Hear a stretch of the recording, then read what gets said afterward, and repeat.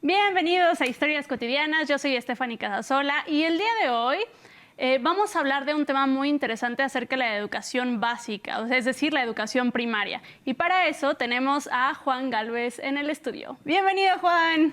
Hola, ¿qué tal? ¿Cómo están? Muchas gracias por invitarme, estoy muy emocionado por estar acá. Es que, les comento, si hay una persona que puede hablar de la educación alternativa es este señor. Y les voy a comentar por qué. Su caso es una revoltura increíble entre, bueno, obviamente se formó en la educación tradicional, como todos, pero luego hizo una certificación internacional Montessori, que apenas muy pocas personas en el país lo tienen, y además su hijo estudia en una escuela alternativa comunitaria con fundamentos de Waldorf, y además está en toda la educación de huertos urbanos, lo cual es súper interesante. Y por tal, quisiéramos preguntarte, ¿cuáles crees que sean estos fundamentos o estas diferencias entre la educación y las habilidades que le aportan a los chicos?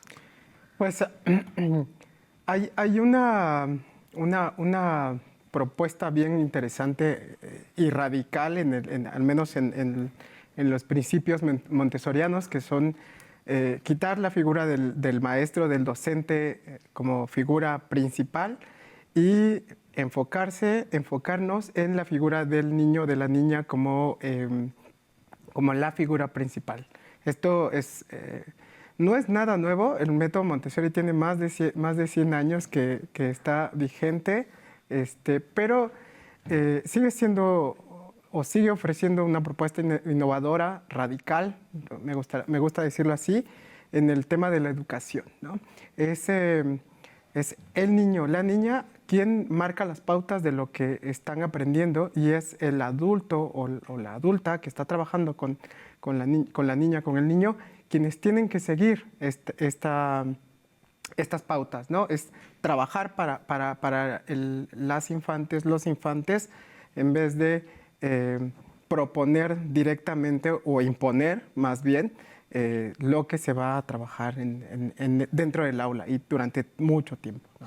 Y sobre todo quitar esta cuestión de la autoridad, ¿no? Yo soy la autoridad, yo soy el que te va a decir, yo soy el que, y empieza a ser como una cuestión de educación más horizontal, ¿no? Se quita la verticalidad, lo cual le hace mucho más amenas las clases, y aunque, claro, se le respeta al docente, no deja de ser un guía, un acompañante en todo este proceso. Sí, justamente guía es el nombre que tienen las personas, los adultos que están dentro del salón, dentro del ambiente, y acompañamos procesos, es lo que decimos, acompañar procesos, permitir que se sucedan dentro de los espacios que tenemos, y realmente es la búsqueda, ¿no? Estar atentos, realmente tienes que estar muy atento, atenta dentro del salón de clases para que te puedas dar cuenta de qué está buscando la niña, el niño en ese momento, y explorar, que pueda explotar también todas las posibilidades de lo que quiere saber y pues fluir, aprender más y más, ¿no? Entonces, parecen cosas como bien sencillas, pero se ven ya dentro del salón de clases que te dejan de llamar maestro, por ejemplo, ¿no? O sea, nunca nadie, en mis 15, 16 años de guía, me han llamado maestro o profe, ¿no? Solo soy Juan, y es Juan y Juan y Juan, nada más, ¿no? Entonces ya, no hay etiquetas ahí, no es como, bueno, tú eres el alumno, yo soy el maestro, o cosas así, ¿no? Entonces, nos llamamos igual todas y todos, y mucho de lo que sucede ahí, o mucho de lo que proponemos, se da dentro de pequeñas asambleas, donde participamos todas y todos. Y acá la pauta generalmente la ponen los chicos más grandes, porque trabajamos dentro del ambiente con 3 edades distintas generalmente. Todos los ambientes tienen este formato de 3 edades dentro del salón, y entonces los más grandes son quienes marcan las pautas y ponen como en una mini sociedad, básicamente, lo que vamos a hacer, lo que queremos hacer, lo que funciona, lo que no funciona, y por qué se dan las cosas así, de esa manera, ¿no? Cuando llegan los niños nuevos, las niñas nuevas, o sea, pues, yo trabajo así, para dar contexto con con niños, niñas de 6 a 9 años y básicamente empiezo con la primaria, ¿no? Entonces llegan las niñas, niños de kinder y son nuevos dentro del ambiente y entonces cada que empezamos el ciclo escolar es como asamblea, círculo, les decimos, y entonces es como, bueno, estas son nuestras reglas, hacemos esto por esto y por esto y por esto, y entonces, ¿pero por qué? ¿Y por qué es así? Y entonces yo participo muy poco en esto y entonces son ellos, es que si lo hacemos así, entonces podemos organizarlo de mejor manera, evitamos que pase esto y así. O sea, así se establecen las cosas desde un comienzo y entonces van generando estas cosas. El tema, por ejemplo, de las asambleas, los círculos es permanente y quien necesita hablar, y no solo como estos puntos, por ejemplo, de los reglamentos o las como normas de convivencia, sino cualquier situación complicada que se dé, si necesitamos hablarlo entre todos y todas y resolverlo, lo convocamos y escuchamos las aportaciones de los demás y las demás dentro de estos espacios para que podamos resolver cualquier situación. Se dan muchas situaciones que tienen como conflicto la justicia, ¿no? Y entonces se hablan entre ellas, ellos, pero estamos todas y todos y entonces cuando terminan de hablar y no se han podido poner de acuerdo, preguntamos si alguien más tiene algo que aportar, si hay alguna posibilidad, alguna propuesta, ¿no? Y entonces se dan un montón de propuestas y se escuchan y se participa y se abre para todo esto, ¿no? Y además creo que es una cuestión de fundamentos, es decir, uno va generando herramientas para la participación en equipo, lo cual, o sea, nosotros los adultos de ahora, tal vez a mí me tocó todavía en la universidad aprender a trabajar en equipo. Y claro, o sea, venir de una institución como rígida, normal, a ahora tenemos que hacer todo en equipo, es muy fuerte el proceso, pero ahora, ¿qué tal sería si usted hubiera generado todo este tipo de herramientas para poder entonces colaborar en grupo? Ya no nada más llegar a acuerdos o no, sino poder realmente llegar a una negociación de manera comunitaria. Que bueno, o sea, en asambleas de vecinos, en cualquier tipo de cuestiones adultas, uno se da cuenta de la falta que nos hace poder tener esta convivencia y haber desarrollado tantas cosas como la palabra, exponer puntos, ser escuchado. Entonces, me parece maravilloso. Ahora, Juan, hay una cuestión que me parece muy importante. Tú estás llevando también clases en huertos urbanos y eso, bueno, nada que ver como con tu cuestión institucional, pero la vinculación con la naturaleza, es decir, cómo los chicos van desarrollando todo este tipo de vinculaciones. ¿Ves alguna habilidad que vayan tomando poco a poco? Es decir, porque la mayor parte de la gente dice, bueno, viva la modernidad, o sea, que todo sea concreto, o sea, no importa realmente la naturaleza, o bueno, sí, pero que haya un arbolito y ya. Y no, o sea, a la hora que van generando en el huerto todas estas capacidades, se van dando cuenta de los procesos de la naturaleza, ¿qué tipo de herramientas les aporta a nuestros chicos poder tener estas interacciones y estas vinculaciones? Ya. Dentro de mi quehacer diario, cotidiano, sí hay ya desde siempre un acercamiento, ¿no? Sí ha habido siempre, desde el fundamento montessoriano, desde los fundamentos montessorianos, como esta posibilidad de trabajar con el exterior siempre, ¿no? Siempre ha sido así. Y a lo que me he enfocado en este tiempo, ¿no? Dadas como las condiciones, los tiempos, las necesidades, sí, justamente ha sido como el camino del huerto, ¿no? El huerto como un modelo, como una pauta educativa también, una herramienta dentro del ambiente que ya estaba de alguna forma iniciado como con el método Montessori. Se hablaba mucho acerca del trabajo con las plantas, del trabajo con el exterior. Se habla dentro de todas las lecturas de un ambiente interior, que es el espacio, el salón de clases, pero también del ambiente exterior y que significa como toda la comunidad, ¿no? No específicamente el huerto. Entonces, retomando estos puntos, entonces fue que empecé a buscar huerto,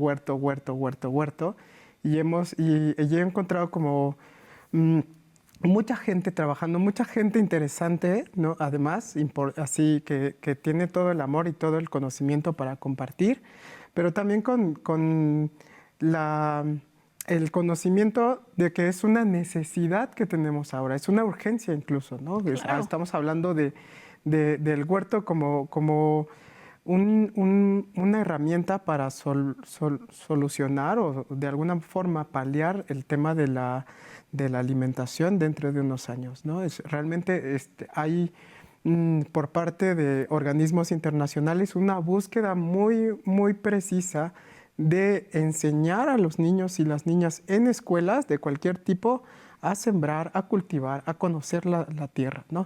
Sí, entonces, de pronto, o sea, esa tarea antes se la dejamos al campesino, ¿no? O sea, que el que se organice, el que sepa quién, pues que vaya de aquel lado y le compramos sus kilos de jitomate, lo cual no es un intercambio justo ni mucho menos, pero al mismo tiempo nosotros no tenemos idea de cómo sean los alimentos. O sea, apenas creo que en mi generación o un poquito más abajo ya empieza a haber otra vez esta cuestión como de, oye, pero ¿por qué? ¿Cómo nace? ¿Qué sucede cuando uno germina la semilla? Y bueno, está esta cuestión de que los niños que siembran comen vegetales.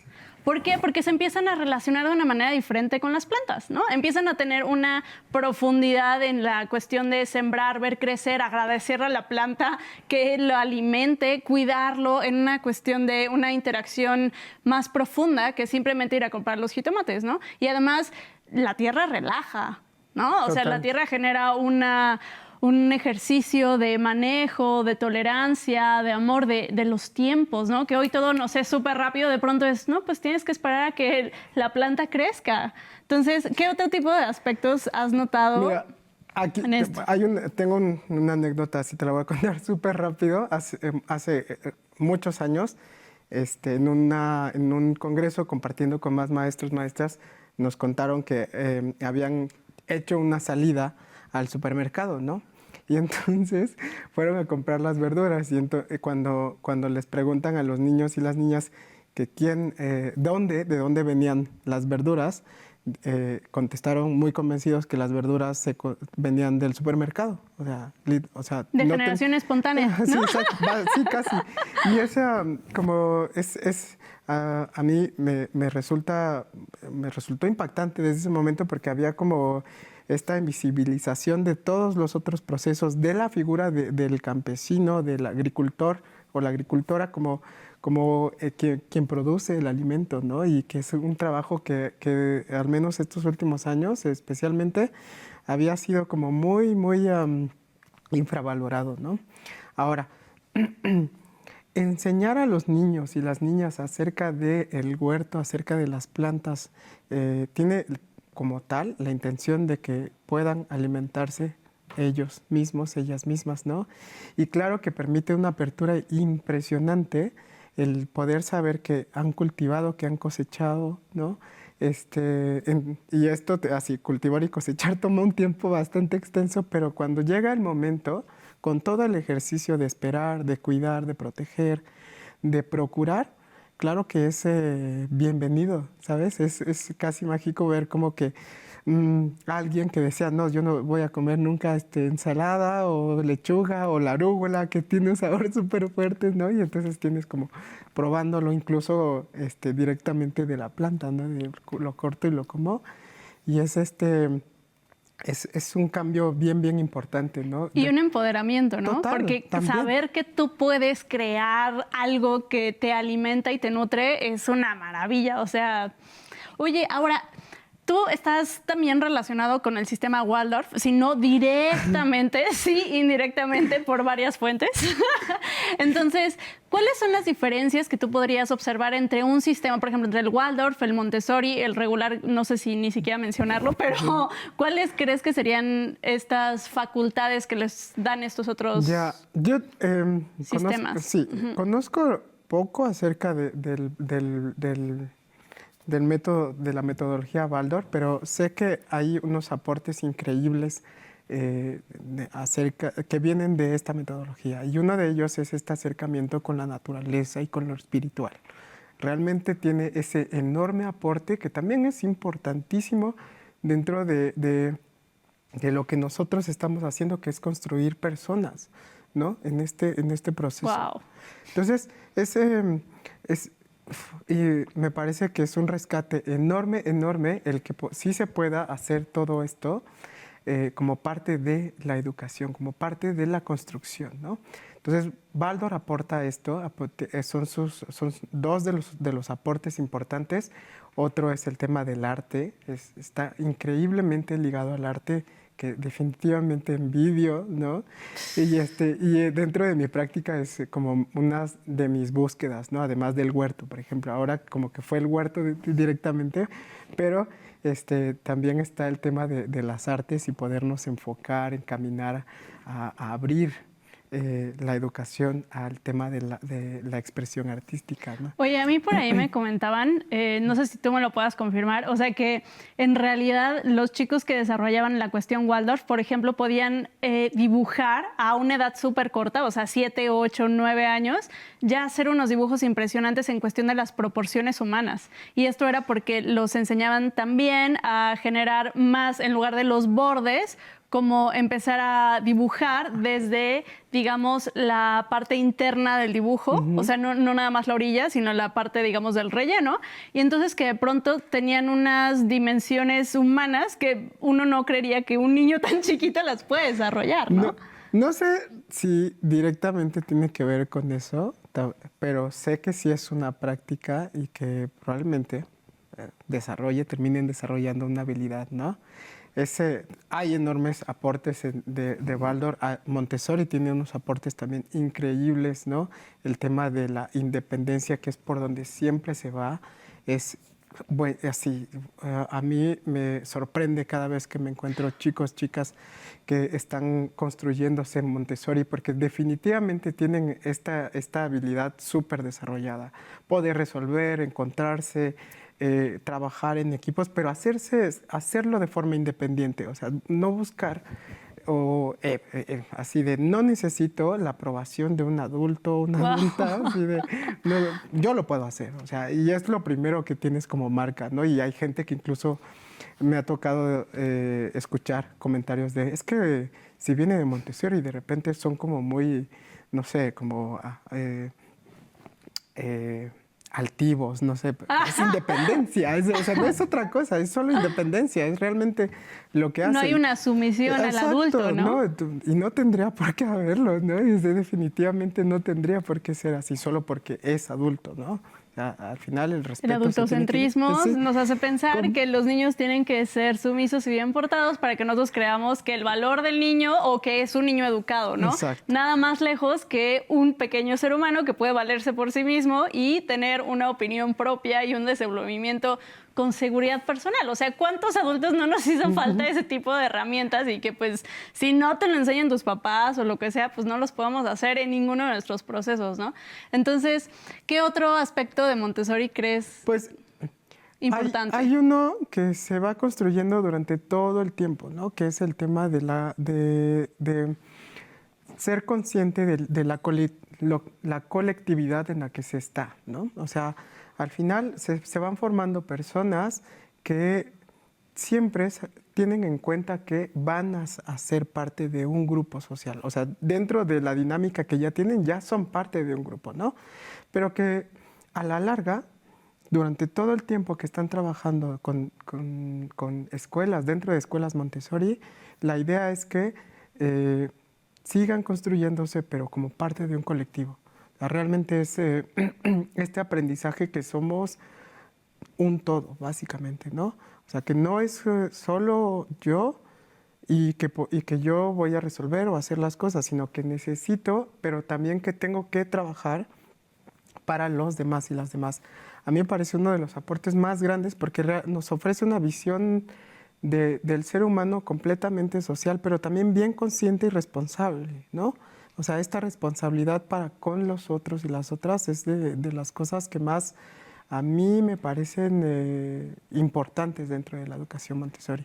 Y también esta cuestión en la que de pronto estamos como muy acostumbrados al sistema y que en la situación en la que nos encontramos, Montessori solamente es para escuelas particulares. Y María Montessori en realidad lo que quería era que esto fuera educación pública, ¿no? Yeah. Y además, o sea, como nuestro Sistema Nacional de Educación sigue esperando o sigue deteniendo la situación en la que, bueno, se les da el permiso, pero pues muy apartado, ¿no? O sea, como para quien lo puede pagar. Y el chiste sería que nosotros pudiéramos desarrollar ya estas herramientas para cualquier persona que pudiera acceder a la educación pública. Y no solamente la Montessori, ¿no? Sino otras herramientas como la escuela comunitaria podría ser una opción donde les dan circo, les dan lo que la comunidad puede aportarle a los niños, ¿no? No solamente como yo soy el maestro autorizado certificado, sino al contrario, la comunidad nutre a sus hijos en la educación. Entonces, me parece que son dinámicas que jamás vamos a tener en la escuela tradicional hasta que nosotros como sociedad empecemos a armarlas. ¿Tú tendrías algún otro comentario final sobre todo esto? Ahí, pues, queriendo como aportar, ¿no? Muchos de nosotros y nosotras nos acercamos o conocimos estos métodos o este método de trabajar para poderlo replicar en algún momento. Bueno, eso quiero creer yo, que así lo hicimos todas y todos, y que en esta búsqueda precisamente pues he podido conocer varios proyectos que están trabajando en comunidades rurales, también en poblaciones o en poblados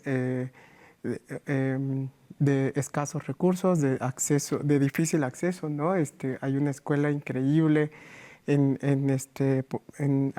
el Estado de México que está trabajando no solo con los niños y las niñas, sino con las familias como tal para poder cambiar mucho, porque es lo que buscan hacer, la dinámica de las familias, ¿no? O sea, cambiarles, si no el entorno, pero sí fortalecer a la familia en sus valores, en su forma de criar, ¿no?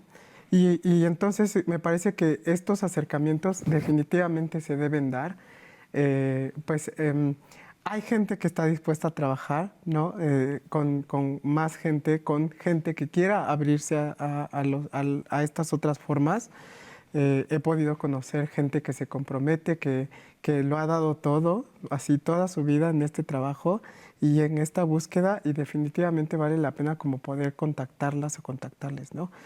Ahora mismo ya no están tan como perdidas. La verdad es que el Internet ha podido como vincularnos a todos. Exacto. Y entonces se pueden encontrar. La verdad es que se pueden encontrar porque sí vale la pena hacer este esfuerzo, ¿no? Y aquí como un llamado a los maestros, a los docentes, ¿no? Venga. Es como acérquense porque sí se puede hacer algo distinto en la educación. El tema de la educación a nivel nacional es un tema estructural, o sea, a la estructura en la que nosotros estamos dentro, le conviene que sigamos trabajando de esta forma, ¿no? Contestando formularios, memorizando cosas, repitiendo paradigmas que ya ni son funcionales, ¿no?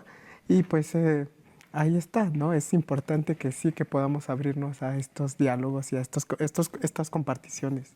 Y sobre todo, bueno, el cambio comienza, como todos los programas, el cambio comienza con usted y con nosotros. Nosotros estamos dando la información. Si usted abre el criterio y se enfoca a realmente conocer más de este tipo de escuelas, contactar a estos maestros, que nosotros podamos impulsar este tipo de cambios en la educación nacional, porque es lo que necesitamos, una cultura que nos permita, o sea, un conocimiento común que nos permita decir basta, queremos dejar de reprobar en las pruebas internacionales, que además Finlandia nos lleva por ahí 1000 años de adelanto, pero en otro programa podremos profundizar más en esto. Fue un gusto tenerte por acá. Con ustedes fue Juan Gálvez. Gracias por estar con nosotros. Muchas gracias y compartir tu conocimiento. Gracias. Un abrazo a todos. Que estén muy bien.